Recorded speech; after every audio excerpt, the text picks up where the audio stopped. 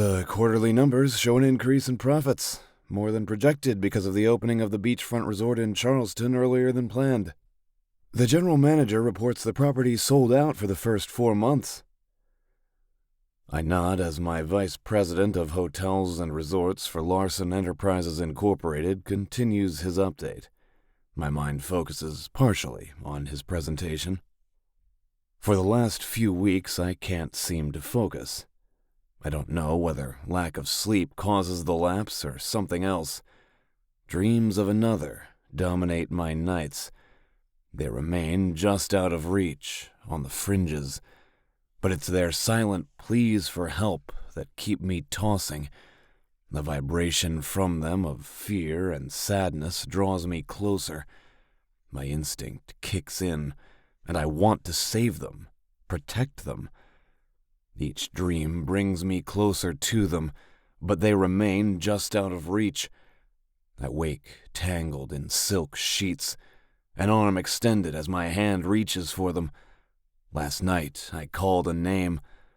However, as the last vestiges of the dream slipped away, the name dissolved with it. I growl low in my chest in frustration. My COO shifts his gaze to me. His wolf senses picked up my displeasure with ease. I shake my head at Tag Doll. He cocks his head at me. As my best friend, he's known me since we were pups.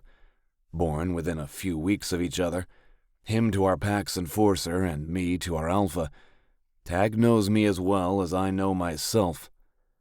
I haven't mentioned my dreams to him, not that he'd think me nuts. No, I just don't know what they mean, and if they warrant a conversation for analysis. And Tag would delve into their meaning. As my beta, he's my right-hand man.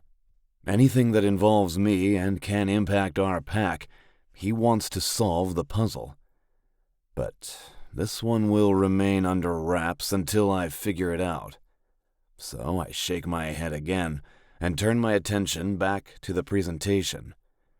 Even as I will my mind to pay full attention, I remove my personal hat. Then I firmly affix the one for my roles as CEO and chairman of the board of the luxury hotels, fine dining, clubs, and lounges company my family founded in Miami.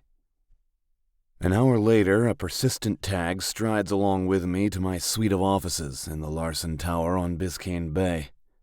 We pass through the executive floor as staff, wolf shifter and human, acknowledge us. The unaware humans often stare in awe at our formidable sizes.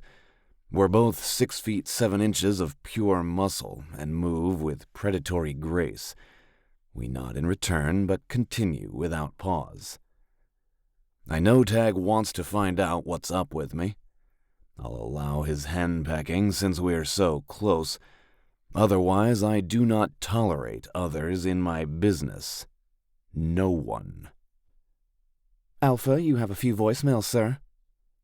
Thanks, Ginny.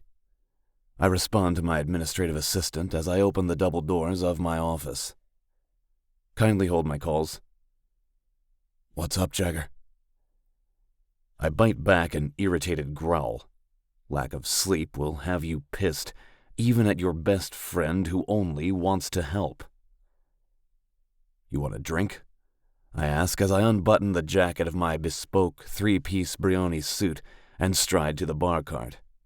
It's after 5:30, and I can use a stiff one before I head out to Club Sol and Monty for some much-needed sexual relief. Sure, thanks. I take my time pouring 2 fingers of scotch into the Baccarat crystal tumblers. Absolutely no rush to have Tag pick at my psyche. My ears pick up his almost silent huff, and I chuckle to myself. Don't delay this conversation, Jag.